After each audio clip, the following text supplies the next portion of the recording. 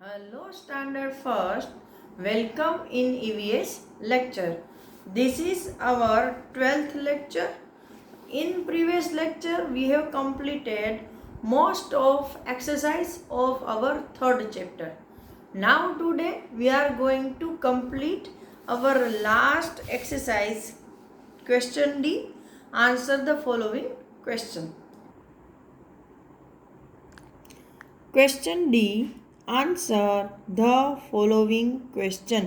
नीचे दिए गए प्रश्नों के उत्तर लिखिए। Number 1, what is the function of the knows?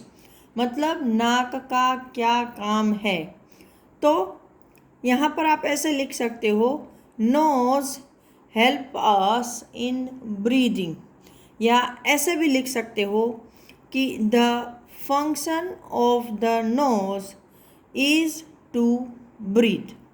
आपको जैसे आए आप वैसे लिखना। मैं इसकी PDF भिजवा रही हूँ, फिर उसमें से आप आंसर लिख सकते हो। Number 2, what helps us to read book? Book को रीड करने में हमें कौन हेल्प करता है? तो इसमें देखो, आप आराम से ये ऐसे बन सकता है आंसर। आप वॉट निकाल दो और क्या लिखोगे? अवर आइज। वॉट की जगह हम क्या डाल रहे हैं? What we are going to put over there instead of what? Our eyes. Now remaining portion of the sentence will be remain same, just like this. What को निकाल दो, our eyes helps us to read books, और question mark को निकाल के वहाँ पर full stop डाल देना है। ये हो गया आपका answer. Number 3, how many sense organs do we have? हमारे कितने सेंस ऑर्गन्स हैं? तो यहाँ से वी हैव 5 सेंस ऑर्गन्स, और फिर आप उसके नाम भी लिख सकते हो पांचों के, eyes, ears, nose, tongue and skin. So here is our chapter 3 completed. Now we are going to discuss chapter number 4. Over here we can just look at these words. Sid's mother has made a yummy cake for him, but he has called and is unable to guess what is made. Which sense organ of Sid is not working properly? यहाँ पर क्या बताया है कि सिड की mummy है, उन्होंने उनके लिए एक बहुत अच्छा केक बनाया है, लेकिन क्या है, उसको कोल्ड है, मतलब सर्दी हो गई है, तो वो गेस नहीं कर पा रहा है कि उसकी मम्मी ने क्या बनाया है। तो अगर उसको पता नहीं चल रहा है तो कौन सा सेंस ऑर्गन है जो उसका अच्छे से काम नहीं कर रहा है? अभी देखो, हमको सर्दी कौन से ऑर्गन में होती है? नोज में, राइट ना? और अगर हमको मम्मी के खाने की पहचान करनी है तो ऑब्वियसली सबसे पहले हमें उसकी स्मेल आएगी। तो इसलिए यहाँ पे आप क्या लिखोगे? Nose. Okay, now we are going to start our chapter number 4, taking care of my body। मतलब मेरे शरीर का ख्याल रखना। मतलब यहाँ पे अपने बॉडी का ख्याल कैसे रखते हैं, उसको कैसे हेल्दी रखना है, क्लीन रखना है, उसके बारे में डिस्कस किया हुआ है। तो चलो, लेट अस लर्न अबाउट कि भाई इस चैप्टर में हम क्या क्या सीखेंगे। The way I keep my body clean. मैं अपनी बॉडी को कैसे क्लीन रख सकता हूँ, उसके उपाय या रास्ते। Dos and don'ts to keep my body neat and clean. Sorry, dos. Dos मतलब करना, और डू नॉट्स, ये डू नॉट्स है, डोंट्स उसका शॉर्ट फॉर्म है। Dos and don'ts to keep my body neat and clean. मेरी बॉडी को नीट एंड क्लीन रखने के लिए नीट एंड क्लीन का मतलब होता है स्वच्छ रखने के लिए, स्वच्छ और फिट रखने के लिए क्या करना चाहिए। डूज का मतलब क्या है, क्या करना चाहिए, और डोंट्स का मतलब होता है क्या नहीं करना चाहिए। तो ये हम सीखेंगे। चलो now look at the pictures A and B.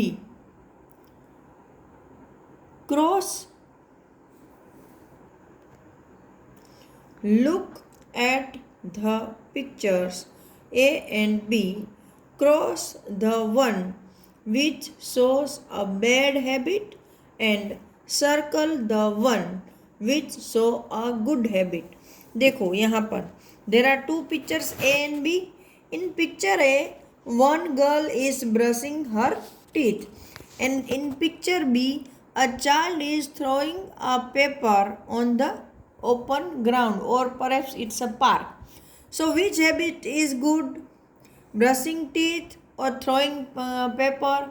Right now, the brush our teeth is a good habit, so we are going to circle this one, and throwing paper is a bad habit, so we are going to cross it. आई बात समझ में। इनमें से ये habit अच्छी है इसलिए हमने उसको सर्कल किया है, और ये हैबिट खराब है, बैड है, इसलिए हमने उसको क्रॉस कर दिया है। चलो अभी यहाँ पर we need to take care of our body. We need मतलब हमें ज़रूरत है, किसकी ज़रूरत है, to take care of our body, हमारे शरीर का ख्याल रखना ये हमारी ज़रूरियात है, या हमारी बॉडी का ख्याल रखना ज़रूरी है। So that it remains healthy. क्यों ख्याल रखना ज़रूरी है, ताकि वो हेल्दी रहे, तंदुरुस्त रहे। Only a healthy body can have a healthy mind. देखो क्या बताया है, ओनली मतलब सिर्फ, एक अगर हेल्दी बॉडी है तो ही इसमें हेल्दी माइंड होता है। मतलब जो इंसान हेल्दी है, तंदुरुस्त है, मतलब बीमार नहीं होता है बार बार, उसका ही माइंड अच्छे से वर्क करता है। The way I keep my body clean, मैं अपने शरीर को क्लीन रख सकता हूँ, उसका रास्ता मतलब आपको उसके उपाय बताए हैं। I brush my teeth with a toothbrush, मैं अपने दांतों को ब्रश करता हूँ, लेकिन किससे, टूथब्रश से, एंड टूथपेस्ट, मैं अपने दांतों को टूथब्रश और टूथपेस्ट से ब्रश करता हूँ, मतलब क्लीन करता हूँ। I always remember to clean my tongue. Always मतलब हमेशा, रोज, मैं रोज रिमेंबर मतलब याद रखता हूँ। क्या याद रखता हूँ, क्लीन, क्लीन मतलब स्वच्छ करना, और टंग मतलब आपको पता है जीभ। तो मैं रोज अपनी जीभ को साफ करने का याद रखता हूँ। इसका मतलब है कि ये बच्चा रोज अपनी जीभ भी साफ करता है, अपनी टंग को साफ करता है। नाउ यहाँ पर देखो, I take a bath every day, मैं रोज नहाता हूँ। To clean myself, myself मतलब अपने आप को, तो अपने आप को साफ रखने के लिए या साफ करने के लिए मैं रोज नहाता हूँ। I use soap and water to scrub my body.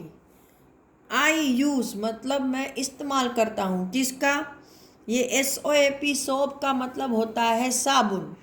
साबुन और पानी से क्या करता हूँ, टू स्क्रब माई बॉडी, मतलब रगड़ रगड़ के बहुत अच्छे से घिस घिस कर मैं अपनी बॉडी को साबुन और पानी से स्क्रब करता हूँ, घिसता हूँ। And wipe it dry with a clean towel, और एक जो स्वच्छ टॉवेल है, तौलिया है या टुवाल जिसको आप बोलते हो, उससे उसको सुखाने के लिए पोंछता हूँ। वाइप मतलब क्या, पोंछता हूँ। ठीक है, तो आज के लेक्चर में हम यहाँ तक कंप्लीट करते हैं। अगले लेक्चर में हम आगे का चैप्टर डिस्कस करेंगे। तब तक के लिए सबको goodbye and have a nice day.